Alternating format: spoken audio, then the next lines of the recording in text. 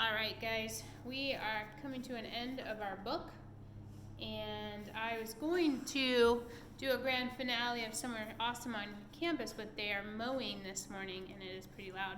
So I'm here on our green couch, and excited to finish, maybe finish. It's a marathon if we finish, otherwise we will finish tomorrow. All right, we are on chapter number 37. And I didn't show you this picture so that you could have some imagination and creativity on your own for your writing journals, but here we go. That is the Empire State Building, and on top is the beach. All right, here we go. Are you calm? Are you comfortable? Are you sitting like I would sit? Let's see. It was really an amazing sight, and in 2 or 3 minutes, as soon as the people below realized that this now couldn't possibly be a bomb, they came pouring out of the shelters and the subways to gape at the marvel. The streets for half a mile around the building were jammed with men and women, and when the word spread that there were actual living things moving about on the top of the great round ball, then everyone went wild with excitement. "It's a flying saucer," they shouted. "They are from outer space. They are men from Mars. Or maybe they came from the moon." And a man who had a pair of binoculars to his eyes said, "They look pretty peculiar to me, I'll tell you that." Police cars and fire engines came screaming in from all over the city and pulled up outside the Empire State Building. 200 firemen and 600 policemen swarmed into the building and went up the elevators as high as they could go. 200 firemen and 600 policemen. How many servicemen is that? And women. Is that all? 200 plus, what did I just say? 600 is, anyone? 200 plus 600? Nope. 800, correct? That's a lot of people going up to the Empire State Building. They poured out onto the observation roof, which is the place where the tourists stand, just at the bottom of the spike. All the policemen were ready with their they were just ready, and the firemen were clutching their hatchets. But from where they stood, almost directly underneath the path, they couldn't actually see the travelers on top. "Ahoy there!" shouted the chief of police. "Come out and show yourselves!" Suddenly, the great brown head of the centipede appeared over the side of the peach. His black eyes, as large and round as 2 marbles, glared down at the policemen and the firemen below. Then his monstrous face broke into a wide grin. The policemen and the firemen all started to shout at once. "Look out," they said. "It's a dragon." "It's not a dragon, it's a wampus. It's a gorgon, it's a sea serpent, it's a..." I don't know what those things are. "A manticore." 3 firemen and 5 policemen fainted and had to be carried away.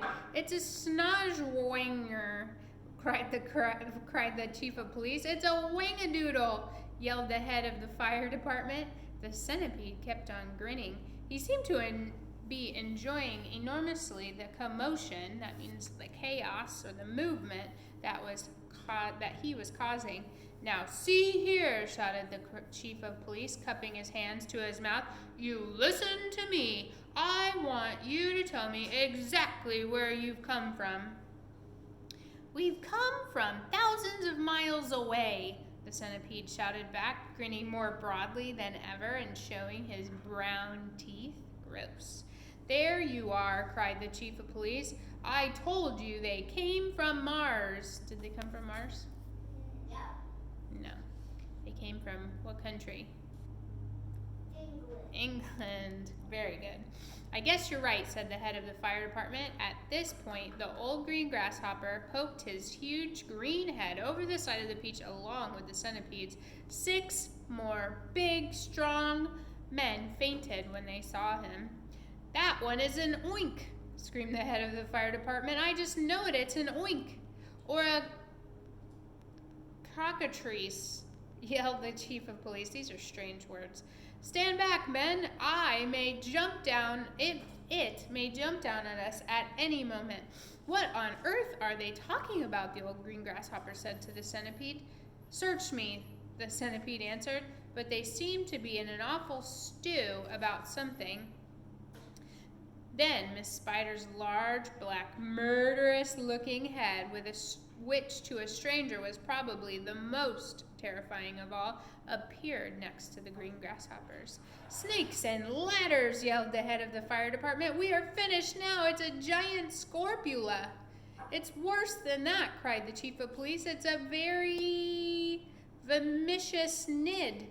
Oh, just look at its vermicious, gruesome face. Is that the kind that eats fully grown men and women for breakfast?" the head of the fire department asked, going white as a sheet. Imagery. "I'm afraid it is," the chief of police answered. "Oh, please, why doesn't someone help us get down from here?" Miss Spider called out. "It's making me giddy." "This could be a trick," said the head of the fire department. Don't anyone make a move until I've said. They probably have space weapons," muttered the chief of police. "But we've got to do something," the head of the fire department announced grimly. "About 5 million people are standing down there on the streets watching us." "Then why don't you put up a ladder?" the chief of police asked him. "I'll stand at the bottom and hold it steady for you while you go up and see what's happening." "Thanks very much," snapped the head of the fire department. Soon there were no less than 7 large, fantastic faces peering down on the side of the peach. The centipede, the old green grasshopper, Miss Spiders, the earthworm, the ladybugs, the silkworm, and the glowworms. And a sort of panic was beginning to break out amongst the firemen and the policemen on the top of the roof. Then, all at once, the panic stopped, and a great gasp of astonishment went up all around, for now a small boy was seen to be standing up there besides the other creatures. Who is the small boy? Yeah. James. That's right. His hair was blowing in the wind, and he was laughing and waving and calling out, "Hello, everyone, hello!" For a few minutes, the men below just stood and stared and gaped. They simply could not believe their eyes. "Bless my soul," cried the fire department head, going red in the face. "Is it really a little boy?" "Don't be frightened of us, please," James called out. "We are so glad to be here." "What about the others beside you?" shouted the chief of police. "Are they dangerous?" "Oh, of course they're not dangerous," James answered. "They're the nicest creatures in the world. Allow me to introduce them to you one by one, and then I'm sure you will believe me." Oh gosh, ready? "My friends," look, it's all in italics because it's like a speech.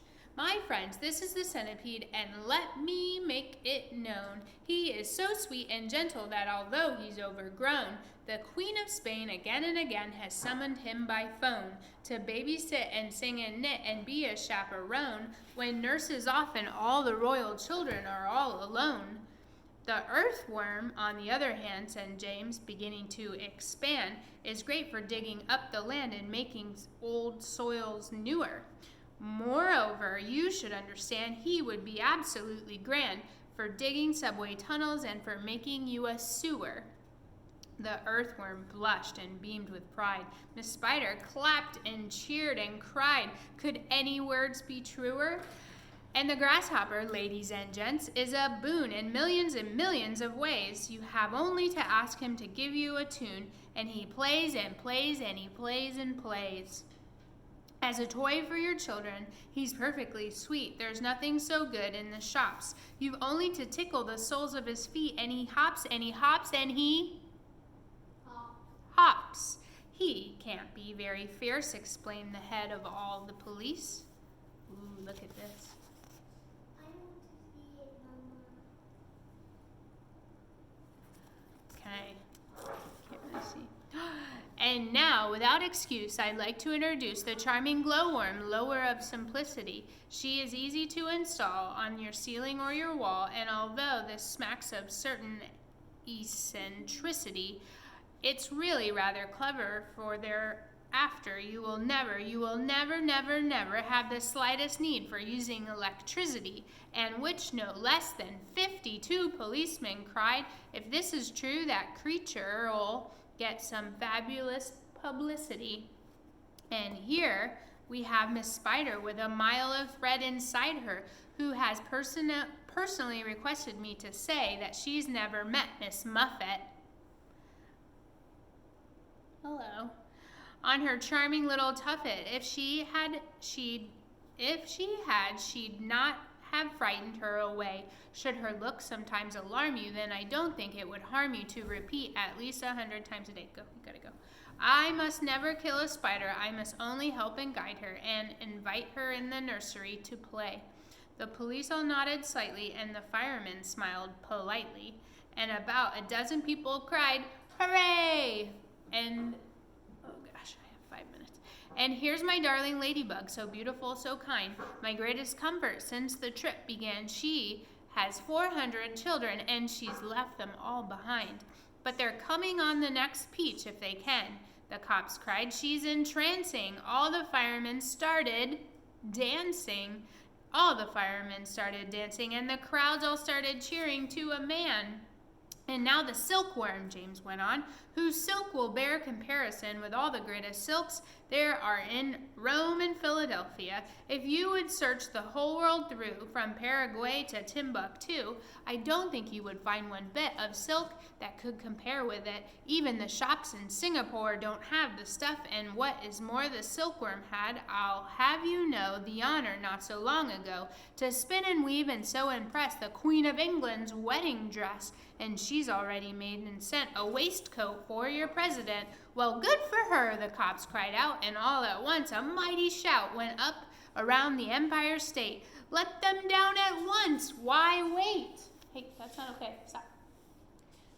Oh, and that is the end of that chapter. Okay. We have 2 short chapters left, and I'm going to leave it at that. So, whoa, that was a really long poem, and it wasn't by the Centipede that time. It was by James. Stop. No, stop. That's not funny. No assignment for this one. We will talk about it in class, and I look forward to the grand finale tomorrow of James and the Giant Peach, and I'll have a special surprise tomorrow during Read Aloud to introduce what book you guys are going to get to read next. All right. Make sure you're being kind to your families and patient with your families, because sometimes they can kind of get, nerves. All right. See you guys later.